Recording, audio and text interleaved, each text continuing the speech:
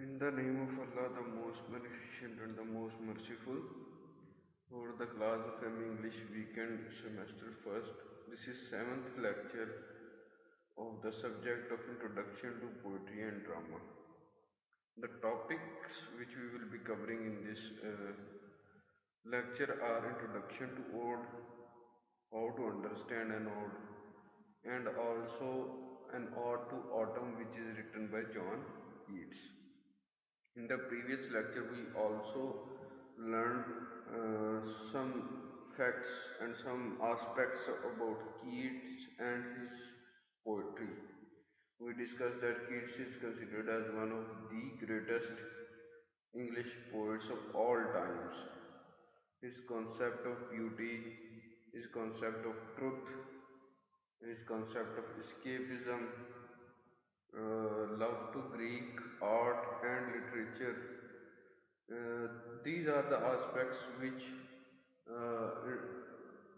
make everyone to probe deeper into Keats' poetry and to read him like a true person.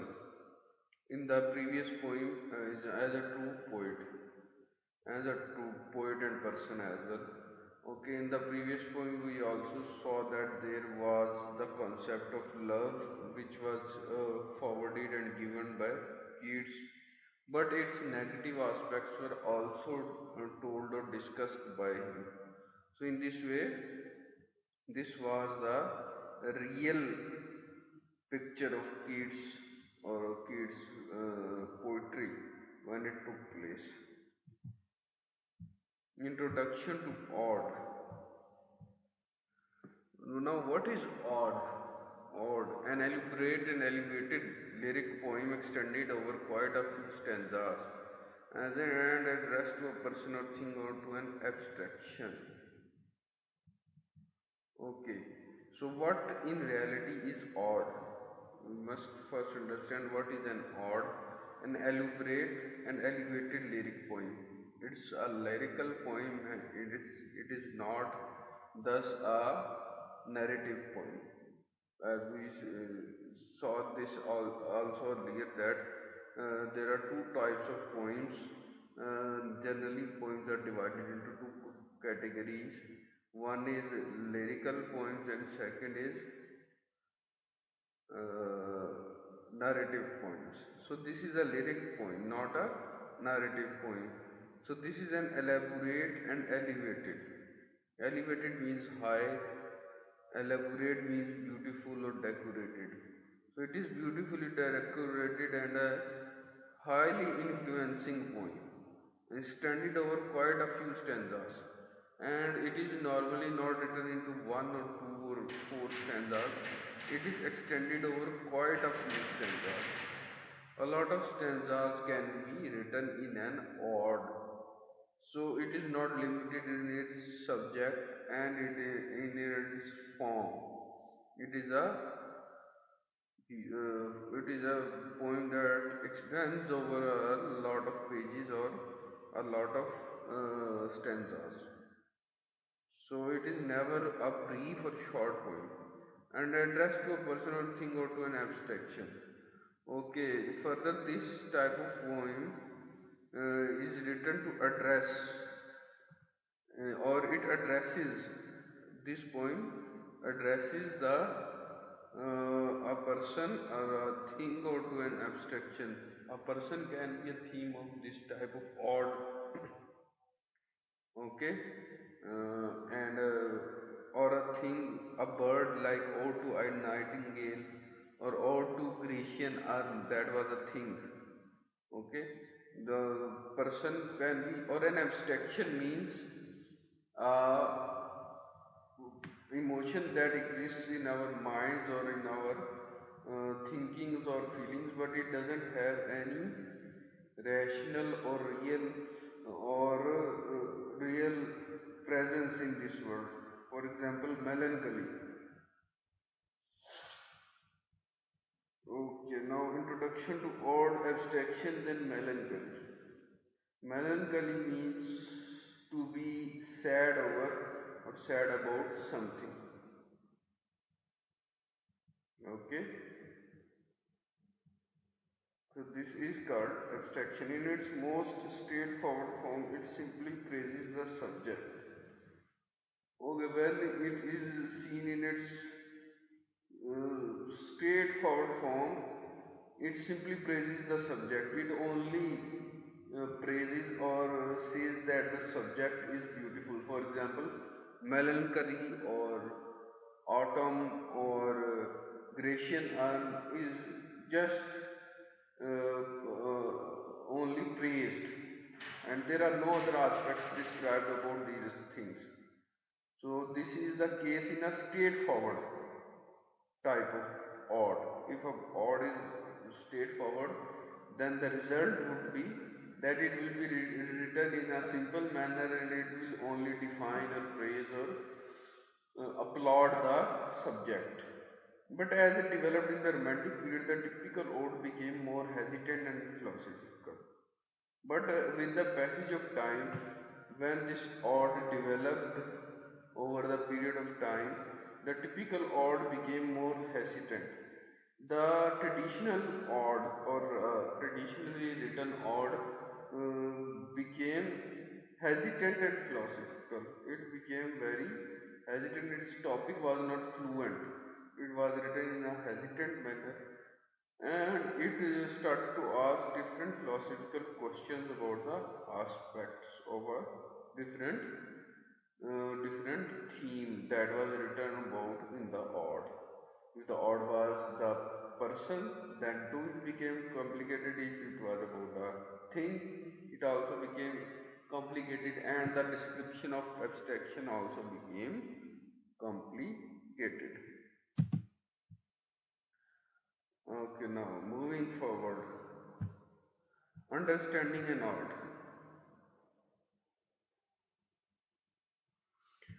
Now, understanding an ode, how to understand an ode, what is, how is an ode written? Okay, the object of the address is principally a device. In this way, address is made to a device, a particular device is being addressed, a remote and attractive symbol of order. So this is the example of an ode written by Keats. In that particular ode, not this one, ode to Melancholy or Nightingale. In these two odes, this was the way that Keats adopted. Address is principally a device. It is a device. Address is to make to a device a remote and attractive symbol of order. That is, for example, Nightingale or melancholy is an attractive symbol of order. Is for the poet Keats in those poems is a very attractive symbol of order that it will create order in his life and in universe that enable Keats to write about the gap between any ideal and how life really is. And it makes Keats unable to write about the gap, that he could write about the difference between any ideal and how life really is, and how the life really exists, and how is the gap between that reality. That is how one can understand an ode. Okay. The poem is more concerned with present feelings of unhappiness and loss. The poem is concerned, is related with present feelings of unhappiness and loss. That the poet is at the moment not very happy. He is unhappy, he or she, whoever is writing. There is a gap between ideality, that how a nightingale will make an order in his universe, and how writer wants to make it, but in reality is different from that. So the poem is more concerned with the present feelings of unhappiness. So the poem basically describes that the poet is unhappy, he is facing melancholy, or after seeing the nightingale he does not feel any happiness. The direction in which the ode has moved is away from the positive celebration of the traditional ode. So in this way, when Keats was writing this ode, traditionally it was a positive celebration. but now it was not any celebration for the poet. Towards a greater emphasis on negative feelings. Rather, it has a more emphasis on the negative feelings of the poet. So this was the reality. It was the rather the negative feelings. The length of the ode provides room for a discursive inquiry into life's problem. Okay, if the ode is lengthy, it provides room for a discursive inquiry into life's problem.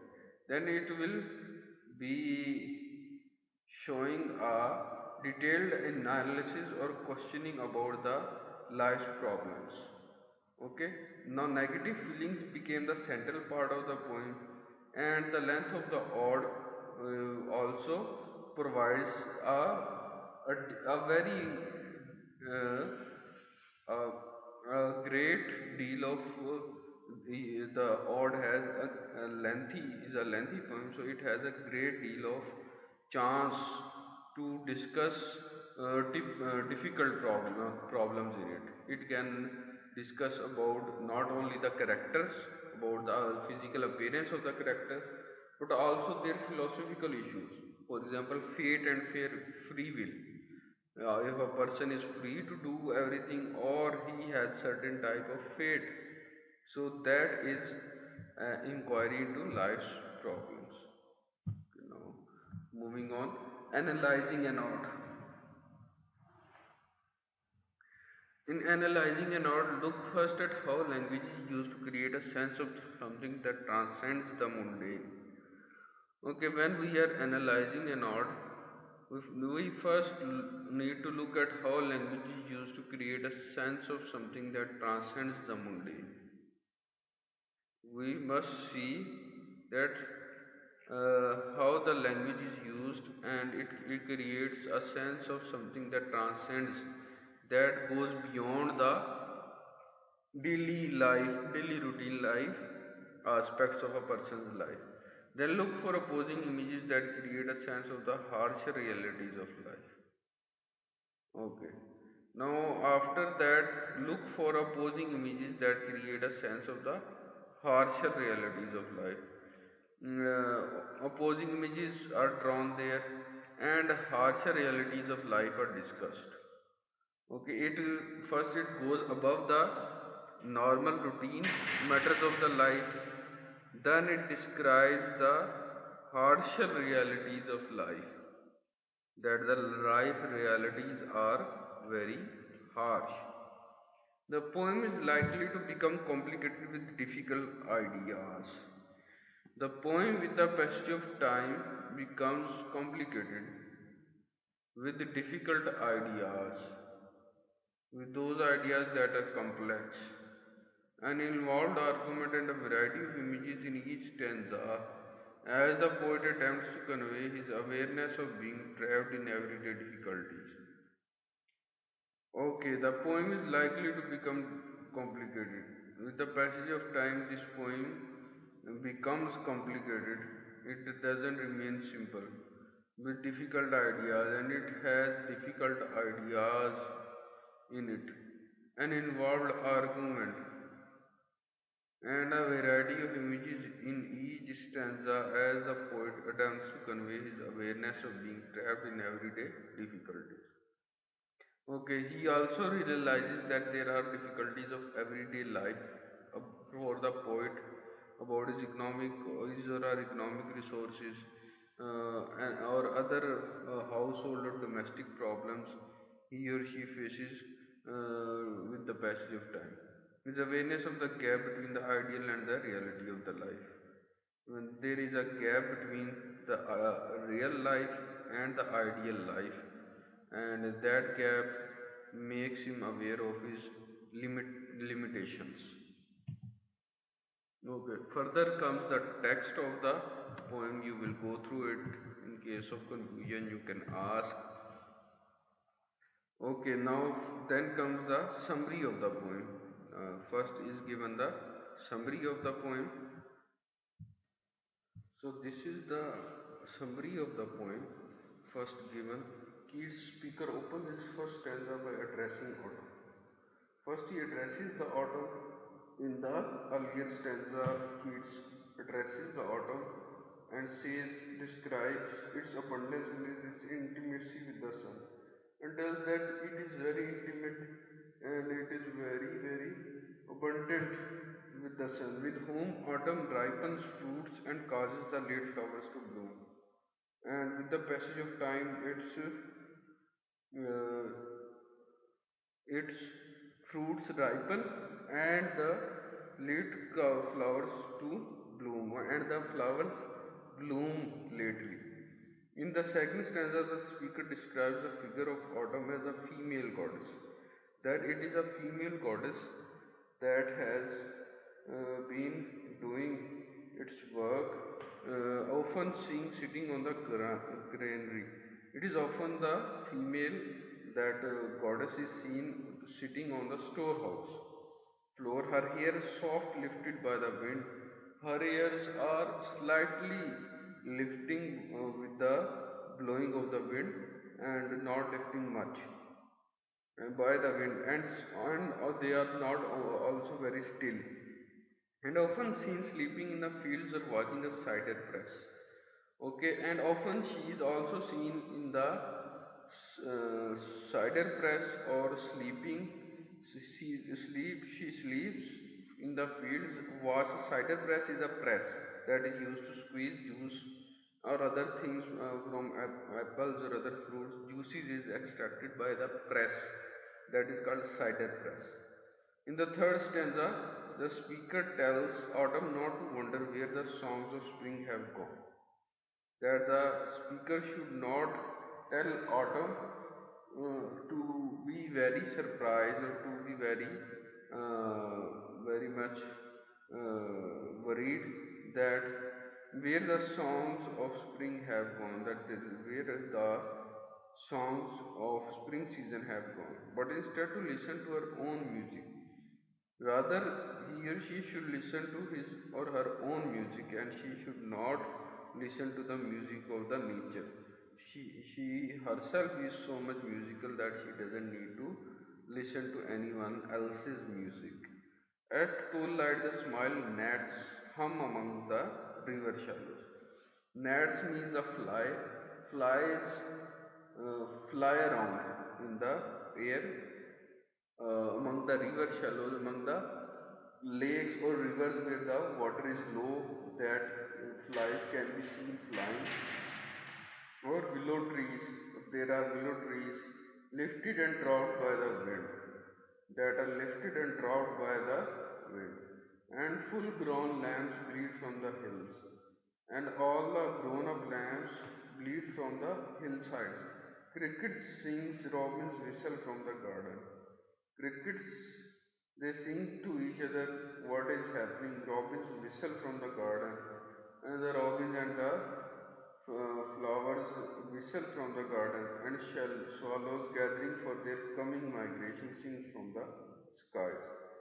And they also gather from coming migration, and they also sing from the skies.